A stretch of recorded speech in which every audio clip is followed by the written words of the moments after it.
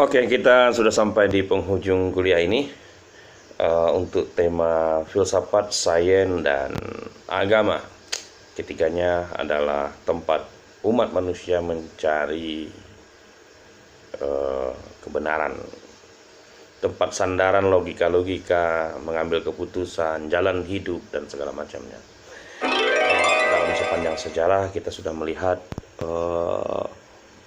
begitu banyak dinamikanya, tidak sesederhana yang kita pelajari ini.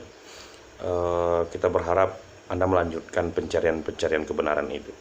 Oke, pada filsafat kebenaran relatif, kebenaran umat manusia ini apa yang dicarinya relatif. Pada sains, pencarian terus dilakukan, digali, lalu mendapatkan sesuatu dan dunia berkembang olehnya.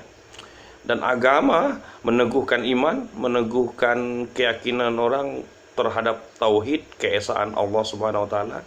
Tapi Al-Qur'an, kitab-kitab yang lainnya itu membutuhkan filsafat lagi untuk dikaji. Nah, maka lahirlah tafsir, menafsirkan. Kalau di Bible kita mengenal ada hermeneutik juga.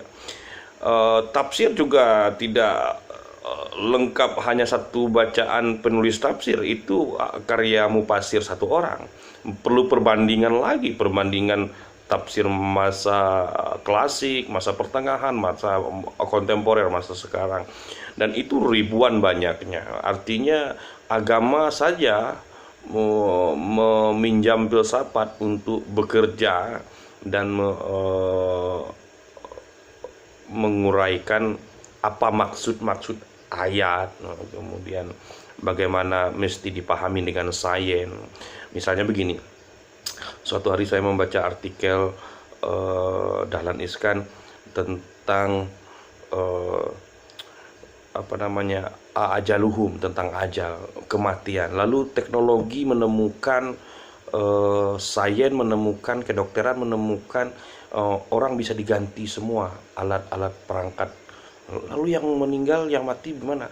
Berarti orang bisa tertunda meninggalnya. Nah, ini kajiannya di filsafat Islam nanti lebih kuat, nanti aliran-aliran pemikiran yang muncul.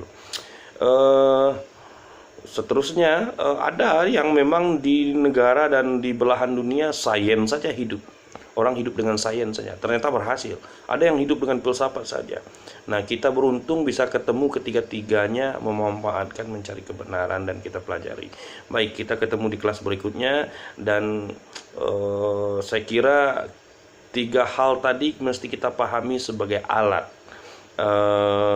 pencari kebenaran, dan Al-Quran, agama, kita pahami sebagai keyakinan-keyakinan yang sudah pernah kuat di masanya, di zamannya, karena kita diajarkan seperti itu.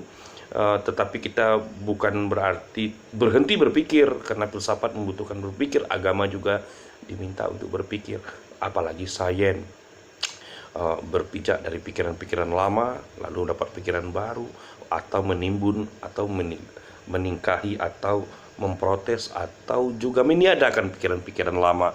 Karena itu menunjukkan perkembangan sains. Baik teman-teman semua, semoga ini mencerahkan dan kita menyadari bahwa kebenaran tidak tunggal di atas bumi. Banyak kebenaran seperti cermin yang jatuh berserakan di bumi, dan manusia mendapatkan satu pecahan itu. Kita mesti mencari kebenaran, dan mempelajari ini tiada lain adalah kita kuat untuk mencari argumen-argumen sebagai sandaran hidup dan mencari keputusan-keputusan. Baik, banyak maaf, kita ketemu pada kelas dan tema selanjutnya. Assalamualaikum warahmatullahi wabarakatuh.